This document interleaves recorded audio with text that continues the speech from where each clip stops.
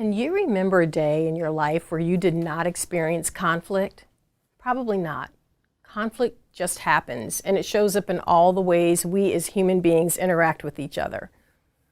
Our society places a lot of value on resolving conflict by going to court. There are many ways to resolve conflict instead of through court. Those other ways are currently called alternative dispute resolution processes, or ADR for short. Maryland courts have done a great job making ADR part of the court system as well. In these scenes, you will see how conflict can be addressed in some creative ways. Each of these other ways to deal with conflict are focused on conversation with the assistance of neutral persons. People come to the table with their ideas and their feelings about what happened to cause the conflict and how best to get through it, with or without a formal agreement. This takes courage and hopefulness that people can better understand each other and work through their differences if they could only talk to each other. We hope that as you watch these videos about mediation, settlement conferences, collaborative practice, and community conferencing, that you will think of a time when you could have used one of these processes. Your next experience of conflict, yours or someone else's conflict, is right around the corner. How will you handle the next one? When you're in a conflict with someone, one of the ways to resolve the conflict is in mediation. In mediation, the mediator is trained to help people talk freely and clearly so that they can understand each other and see the other person's point of view. Mediation is voluntary. The mediator is neutral, and it's a confidential process.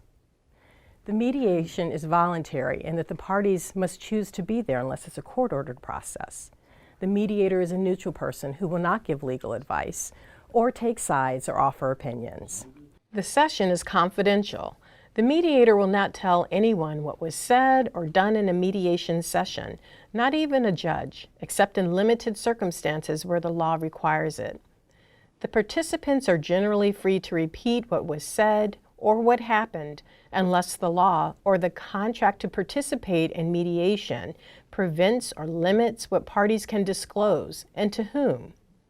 Before the mediation starts, the mediator will clearly explain confidentiality, as well as any exceptions to confidentiality, so that everyone understands the guidelines for the conversation. Not all mediators have the same training or do the same things, but all mediators make sure that people have an opportunity to speak, to reach an agreement if they choose to agree. Now, the mediation here is just getting started. Let's take a look. These people are impossible. I can't deal with them. Everything was great until they moved in. Now their dog just craps all over my yard. Their juvenile delinquent kid paints this on my garage. You can't talk sense to these folks. They're crazy. In mediation, the mediator will use a tool we call reflection. And that way, the mediator will restate to the party who's talking, whether it be all those emotions and values, or also state the content that the mediator might feel important at the time. The person who's not speaking will then have an opportunity to hear the information in a different way. There's been a lot of change in your world since Pete moved in. Sounds like there's a dog that's defecating in your yard. You've had some problems with the garage, and you say that their child, who's a delinquent, as you say, is spray painting the garage. You're pretty angry about all this. It's been hard to communicate. I'll show you, you stuck-up snob. You think you're so high and mighty with your fancy lawn and your big house. And you reported my son to the cops when all he did was act up a little bit because you rag on him all the time for coming into your yard. And you better get that damn tree off my yard or I'm going to call the cops myself.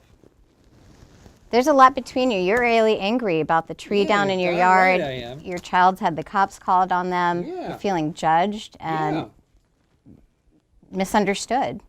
Yeah.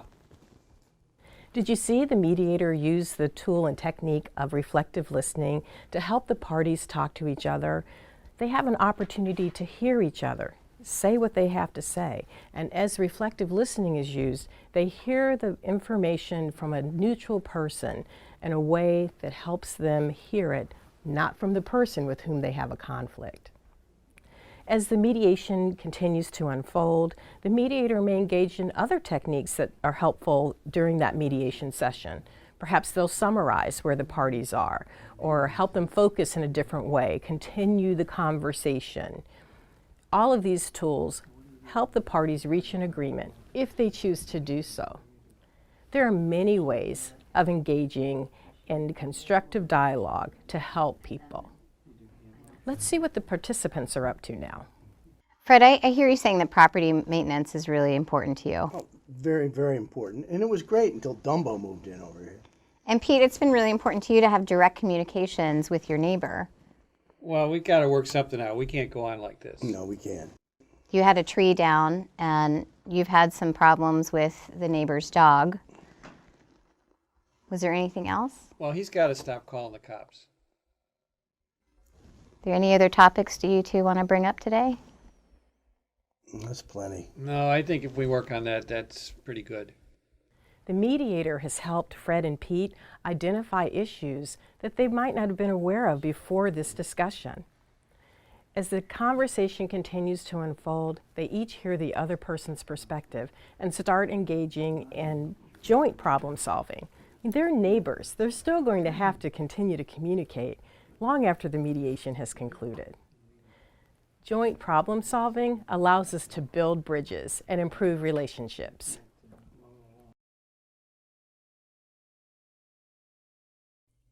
Even after a case is filed, the parties have an opportunity to participate in alternative dispute resolution options until the court hears their case. One opportunity is a settlement conference. In a settlement conference, an attorney with knowledge of the law and expertise in a local court will render a neutral case evaluation based upon what the parties present. If the parties choose, that neutral case evaluator, that attorney, can tell them what will likely happen if they proceed forward with their case. The settlement conference attorney or settlement conference officer does not represent either party. Parties are welcome to bring their own attorneys with them to the settlement conference, but they don't have to have an attorney. The point of the settlement conference is that that settlement conference attorney is a neutral person to assist the parties in perhaps reaching resolution of their issue. In some settlement conference programs, settlement conference officers are bound by confidentiality and cannot reveal what was said by the participants. As for the parties, the settlement conference officer will explain to them if and how confidentiality applies to them in the case. Remember, everyone thinks they have a better case. The point of the settlement conference is to help parties find a way to reconsider that position before trial. I've had a chance to review the documents that you each filed in this case, as well as listen to your openings that you just gave to me. And I understand that we have two claims here today. Pete, you claimed that Fred's tree fell into your yard and caused damages.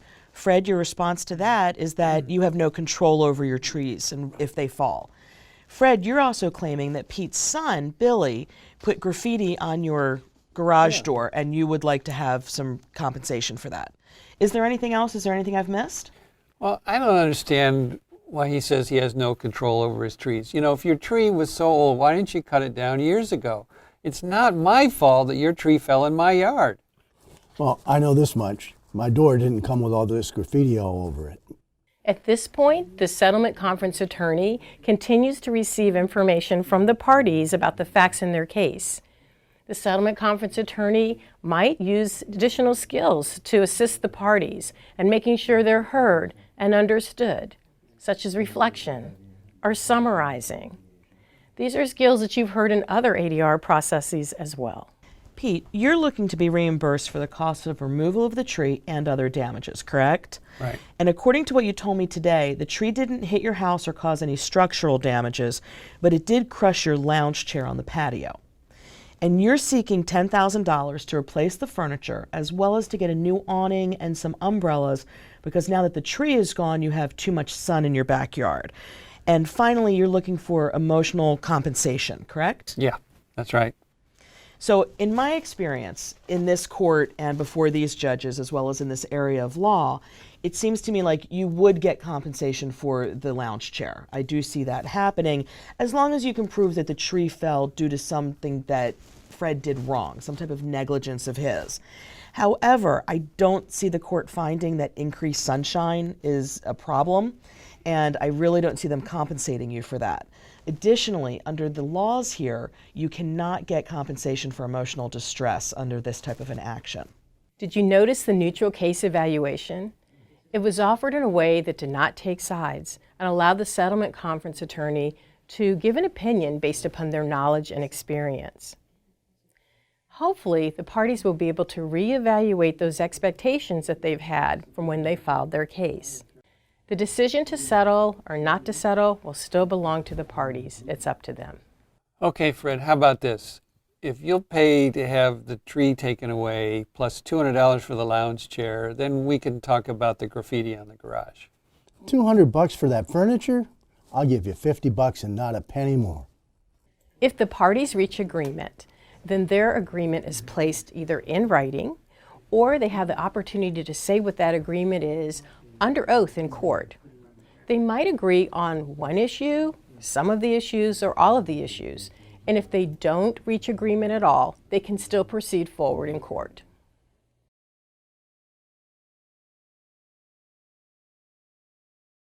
Another alternative dispute resolution or ADR option is the collaborative practice. It's part of a quickly growing field that began in family law cases for divorcing couples, but is now used in all kinds of disputes, including planning for aging parents and disputes over property when a loved one dies. This process works well in disputes where parties need to have a continuing relationship in spite of the conflict, like in neighborhood disputes. Maryland law requires that the parties enter into a collaborative participation agreement at the beginning, where the parties agree to work diligently to come to a lasting agreement, which makes sense for all the parties without going to court. The goal is to have the parties come to an acceptable and lasting agreement using reference points for decision making. In collaborative, as well as other ADR options, reference points or factors in decision making can include a sense of fairness, interests and needs of parties and others, continuing the relationship going forward, law and underlying principles, practical and economic reality, prior agreements, formal or informal, implicit and explicit, and other factors such as cultural, mental, and physical health. These reference points reflect that making good agreements requires more than the law. It requires looking at all the circumstances around the conflict. The agreement further establishes transparency and confidentiality of the process. Fred and Pete are new neighbors of adjoining property. They live next to each other. Fred has been dealing with Pete's dog and Pete's son, who he said spray painted his garage door. Pete has a tree from Fred's yard down in his property, which he says caused damage. There's a lot to sort out. Both of them have decided to sit down with their collaborative attorneys and work through all of it without going to court. So I know Fred and I talked about whether we need other professionals to help us on this case, and I know Pete and Cece, you had the same discussion.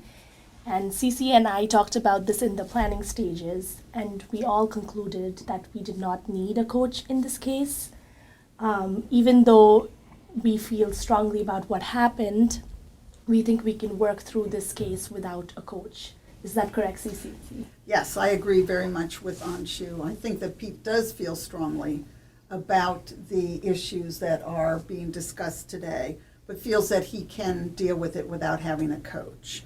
And you and I discussed the fact that we try to use this session to begin a discussion of the concerns of each of our parties in order of priority. We do have 2 hours today, and what we thought we could do is start with that, and then hopefully we'll be able to get through everything. Notice the relaxed atmosphere. Lawyers are calling each other by their first names. They're talking about the coaches. In this team process, you must each have an attorney trained in the collaborative process. One of the first important decisions is who else besides the attorneys will be on the team. That's a joint decision. Other team members can be a coach, a mental health professional, a financial expert, or any kind of person who can speak to the issue in the case and assist the parties to get to a resolution. The attorneys are not neutral, but they are non-adversarial. While your attorneys are advising you on the law, the process uses the law as one factor in a resolution and not the only focus. Well, there's two priorities as far as I'm concerned. Number one, get that damn tree out of my yard. And number two, I want Fred to stop calling the cops on my son. It's not all about you. What about my garage door? My parents are coming this weekend to visit, and if my mother sees this, I'll never hear the end of it, much less she'll talk about it to the whole family.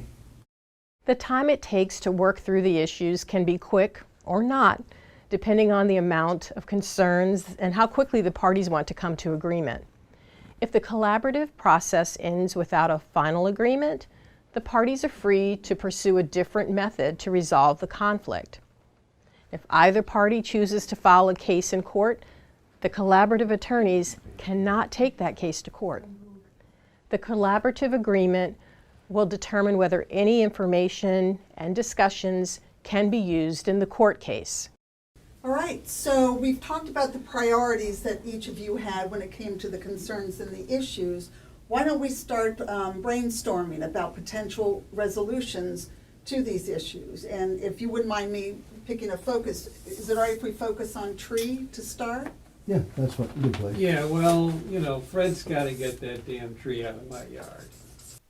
Pete, it's your yard. You clean it up.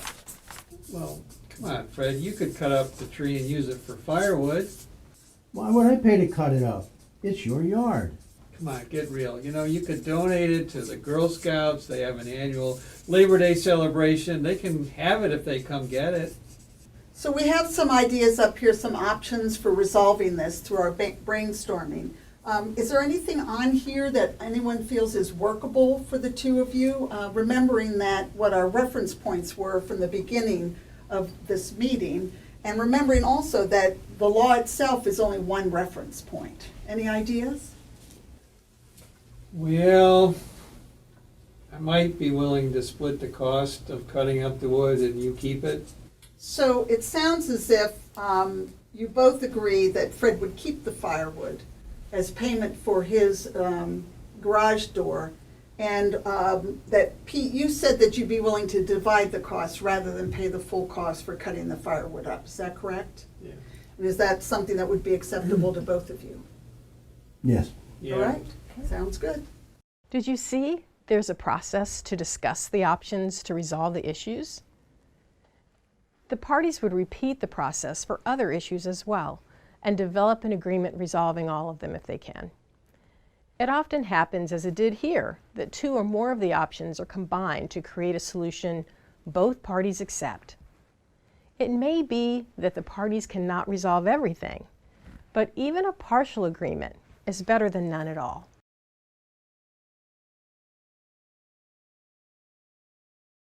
Another alternative dispute resolution option is a community conference. A community conference is a gathering of those affected by someone's harmful actions.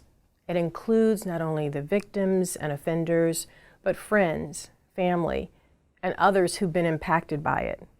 This is part of a larger category of circle processes, also known as a type of restorative practice. The conference participants sit in a circle that the neutral facilitator has established. Seating and placement is a key element to a successful conference.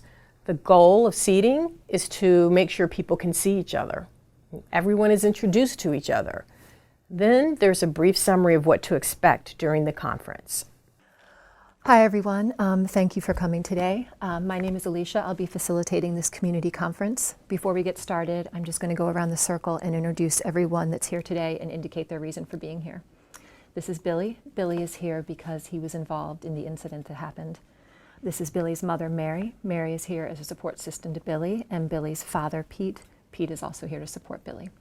This is Fred. Fred was involved in the incident and affected by what happened. So just as a reminder, during a community conference, we talk about what's happened. Everyone has the opportunity to talk about how they've been affected, and as a group, you come up with a written agreement to repair the harm done and keep something like this from happening again. Okay, so Billy, I'm going to start with you. Go back from the beginning and talk about what happened.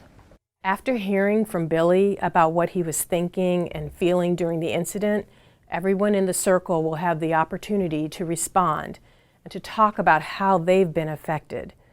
The facilitator guides the process, and the participants decide what they need to repair the harm and to keep it from happening again.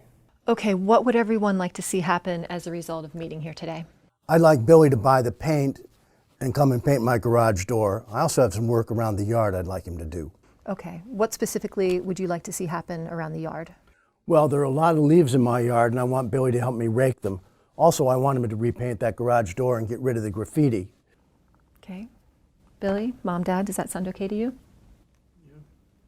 Sounds okay. When would you like Billy to rake the leaves and start the painting? Well, I don't want him to miss school, so how about next Saturday and the Saturday afterwards? He'll be there. How about 9 a.m.? 9 a.m. to noon should be enough on both Saturdays. Okay, Billy, sound good? Okay, who is going to be responsible for making sure Billy gets to Fred's house and also that he can get the paint that's needed to repaint the garage door? I'll make sure he is up and ready to go next Saturday at 9. Fred, I can get the paint if you'll tell me exactly what color you want and where to get it. Okay, I'm just going to summarize what you have agreed to here today. Billy will be going to Fred's house the next 2 Saturdays. The first Saturday, Billy will be raking leaves in Fred's yard starting at 9 o'clock. Next Saturday, he will be painting the garage door, also starting at 9 o'clock. Before I send this agreement around for everyone to sign, is there anything anyone else would like to add? Sir, I'm sorry for spray painting your garage. My parents are very mad at me. We did not raise our son to be like this. I am very sorry it happened, and I want you to know that from us. So I'm sorry. Billy, I want you to come to my house for the next 2 Saturdays to show me that you've learned a lesson. I don't want you punished. I want you to grow up and be a good young man. We'll make sure this never happens again. I'm adding the apologies to the agreement. I'm going to pass this around for everyone to sign. And I want to thank you all again for participating in today's community conference. It comes a long way in making the situation better. Please, when you're done, there's refreshments over on the table. And again, thank you all for being willing to come here and handle the matter in this way today. Thank you. Thank you very much. A community conference is restorative in nature. During the process, the participants often experience shifts in emotions and attitudes as they come to understand the effects of the incident on everyone. Our neighbors, Fred and Pete, have so many options to solve their conflict besides simply filing a case in court. As you've seen in this brief video of mediation, settlement conferencing, collaborative process, and community conferencing, the idea of facing the person with whom you have a disagreement and talking through it with the assistance of a trained neutral or facilitator can create more understanding and empowerment for everyone involved.